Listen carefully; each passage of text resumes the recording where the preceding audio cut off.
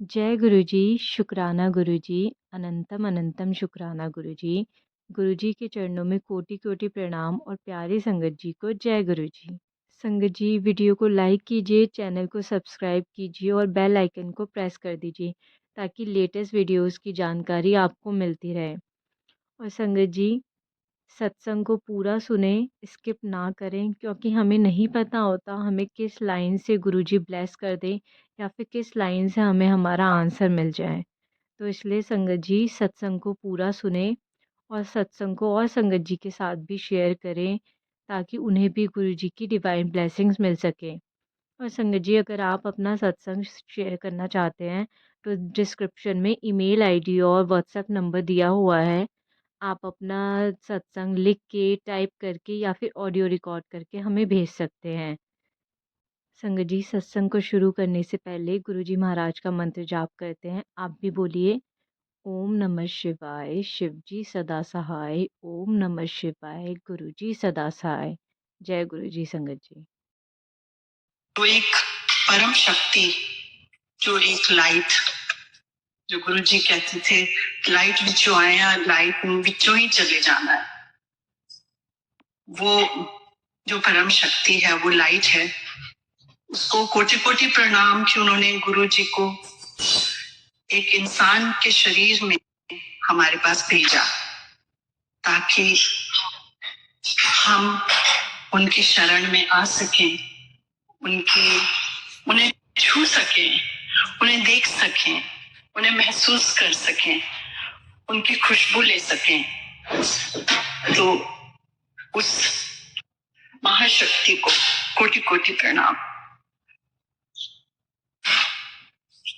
संगत जी बहुत से सत्संग सुने होंगे, मिरेकल्स भी, फिजिकल भी बातें। गुरु जी के साथ क्या बताऊं मैं, रिश्ता ऐसा कि इट्स 360 डिग्रीज। कोई ऐसा शायद आपकी जिंदगी का, आपके दिल का, आपके दिमाग का कोई ऐसा डायमेंशन, कोई ऐसा आयाम नहीं है जो गुरुजी ने छुआ नहीं या अब नहीं छूते। मतलब ये कि आपका सर्वस्व, आपका पूरा एग्जिस्टेंस वो जो है गुरुजी के हाथ में है। और जैसे जैसे समय आगे बढ़ रहा है, हम इस चीज को बहुत गहराई से महसूस कर रहे हैं कि आपके हाथ में तो कुछ है ही नहीं। जो कुछ करना है गुरुजी ने करना है। You are no planner, you are no planner. Guruji बाकी चीजों में नहीं जाऊंगी, मैं सिर्फ ये कहूंगी कि गुरुजी कहते थे मन्नो, मंगो नहीं, मन्नो नहीं, सॉरी मंगो नहीं, मन्नो मतलब मांगिए मत, मानिए। Just accept that Guruji is there and he is looking after you. आपको मांगने की जरूरत नहीं है। बट वी मॉर्टल्स, हम लोग जितने भी गृहस्थ हैं, चाहे हम मानते हैं जो भी हैं, हर कोई अपनी कष्ट लेके आता है और वो ये सोचता है कि मैं जाऊं गुरुजी के दरबार में और मेरी ये इच्छा पूरी हो जाए। पर गुरुजी का मकसद शायद कुछ और है। ये जो बात है कि मांगो मत मानो, इट्स अ लॉन्ग जर्नी, जहां आपको फिर मांगने की जरूरत ही नहीं पड़ती। उस समय जरूरत नहीं पड़ती जब आपको एक बहुत अंदर से एक विश्वास, एक बहुत अंदर से एक आस्था हो जाती है कि गुरुजी को सब पता है, मेरे मांगने से क्या फर्क पड़ेगा। ऐसे बड़े सारे सत्संग है संगत जी, जब किसी संगत ने बोला नहीं मुझे ये दे दो, ये दे दो, ये दे दो, और फिर वो दे दिया, लेकिन जो उसका रिजल्ट हुआ वो कुछ और ऐसा हुआ कि मतलब वो उनके लिए अच्छा नहीं हुआ। और जब वो अच्छा नहीं हुआ तो गुरुजी से पूछा तो वो बोले कि गुरुजी बोले कि मैं तो तुम्हें वो सब देने ही वाला था, लेकिन तुमने तो मेरे से ये मांगा। मैं आपको शायद उदाहरण के सहित सुना दूं। एक लेडी थी, उनके बेटी और जवाई में थोड़ी प्रॉब्लम थी, तो उन्होंने सोचा कि जैसे एक ट्रेडिशनल थॉट है, विश्वास है कि बच्चा हो जाएगा तो बन जाएगी पति पत्नी में, तो उन्होंने कहा गुरुजी बेटा दे दो, बेटा दे दो, बेटा दे दो। तो गुरुजी चुप रहते थे। थोड़े टाइम बाद लड़की के बेटा हो गया। माँ बहुत खुश हो गई, लेकिन कुछ समय बाद उस लड़की को कैंसर हो गया। तो वो गुरुजी के पास आई। तो गुरुजी ने कहा मैं तो उसका कैंसर ही ठीक कर रहा था, बेटा तो दे ही देना था बाद में, पर तू मेरे पीछे पे आ गई कि बेटा दे, बेटा दे।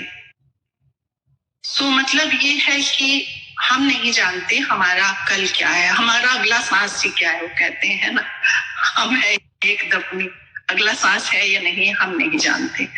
सो अगर हम ये जानते ही नहीं है तो हम किस चीज की प्लानिंग करेंगे और क्या मांगेंगे। पर ये विश्वास, ये आस्था आने में समय तो लगता है संगत जी, और समय इस तरह से लगता है कि वो आपको अपने आप को अंदर से बदलना होगा। ये हम सब पे लागू है ट्रांसफॉर्मेशन। गुरु जी का जो असली, मैं कह सकती हूँ मेरी जो छोटी सी सोच है कि उनका असली मकसद तो है ना, जैसे कहते भी थे कि तुसी मतलब तुसी एक्सेप्ट करो, अपनी दिमाग बाहर जुतियां ना छड़ के आया करो। मतलब ये कि आपको नहीं सोचना है, जो सोचना है वो गुरुजी सोच रहे हैं, जो जानना है वो जानते हैं। तो आप कौन है?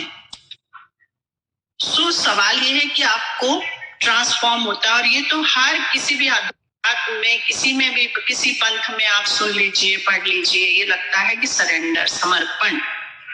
जब आप समर्पण करते हैं तो फिर आपको सोचने की और मांगने की आवश्यकता ही नहीं रहती। और ये समर्पण क्या है? ये समर्पण तो फिर बहुत लंबे अनुभव से ही आता है। हम सब आई एम श्योर प्रयत्नरत हैं कि समर्पण कर सकें, लेकिन समर्पण बहुत बड़ी चीज है। समर्पण ये है कि जो तेरी रजा है मैं उसमें रहूं, क्योंकि हम जो अपनी तरफ से करते हैं उसका रिजल्ट उल्टे पड़ जाते हैं।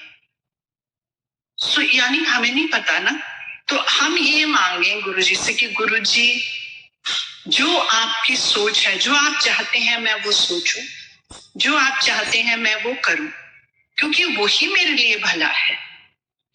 बहुत सारे सत्संग है संगत जी, आज समय बहुत कम है इसलिए मैं और उदाहरण नहीं दे पाऊंगी। मैं केवल यही बताना चाहूंगी कि जब आप उस समर्पण में जाने की यात्रा करते हो, जैसे गुरुजी कहते थे कि पहले तुसी झूठे पांडे की तरह होंदे हो, मैं पहले अंदरों चमकाना, फिर बाहर से चमकाता हूं। तो मतलब हम जब जाते हैं तो हम अपनी सारी गंदगी, मन की, दिल की, वो सब उनके चरणों में अर्पित करते हैं और अपने तन मन को साफ करते हैं। तो उस सफाई में फिर हमारी सोच पॉजिटिव होती है। और गुरुजी हमेशा कहते थे पॉजिटिव सोचो, अपनी सोच बदलो। जहां तक मेरा सवाल है, मुझे गुरुजी ने ऐसा, मैं तो नहीं कह सकती कहा होगा, पर मेरे सामने नहीं कहा किसी को, मुझे तो नहीं कहा कि भाई तुम ये पढ़ो या ऐसा पाठ करो या ये पूजा करो, ऐसा कुछ नहीं कहा गुरुजी ने। Guruji only said in front of me, 2 people, कि अपनी सोच बदलो, पॉजिटिव सोच। और ये पॉजिटिव सोचना भी संगत जी एक बड़ी लंबी यात्रा है। अपने विचार को हर क्षण चेक करना, हर क्षण चेक करना कि कहीं मैं नेगेटिव तो नहीं सोच रहा हूं, इसको अगर मैं इस तरह से सोचूं तो पॉजिटिव हो जाता है। और आप मानिए कि उससे आपके मन के जितने भी वहम सब समाप्त हो जाते हैं। और गुरुजी हमें उन वहमों से दूर रखते थे। जैसे मैं आपको एक एग्जाम्पल दूं, गुरुजी ने शरीर छोड़ा, हम लोग बहुत अजीब सी स्थिति में थे, पर कुछ साल बाद जब जाना शुरू हुए मंदिर, तो मैंने एक दिन कहा नहीं मुझे तो आज जाना ही है, मैंने तो आज जाना ही। आप मानिए हम शाहजहां रोड से चले और एम्स से कुछ ऐसा हुआ कि मुझे वापस मुड़ना पड़ा। मतलब गुरुजी कहते हैं मैंने जाना, मैं कौन, मैं तो हुई कुछ नहीं ना जी। मतलब अगर वो नहीं चाहेंगे तो आप मंदिर भी नहीं पहुंचेंगे। अब अगर गुरुजी की वो शिक्षा नहीं हो कि वहम नहीं करने, तो अदरवाइज तो इंसान परेशान हो जाए, ओहो क्यों हुआ मेरे साथ ऐसा, मैं क्यों नहीं जा पाई। लेकिन जब समर्पण है तो लगता है ठीक है, गुरुजी डिडंट वांट इट, गुरुजी चाहते नहीं थे कि आज मैं मंदिर जाऊं। लेकिन वो एक बहाना नहीं हो सकता। आपका अपना कर्म पूरी शिद्दत से, पूरी सिंसियरिटी से होना चाहिए।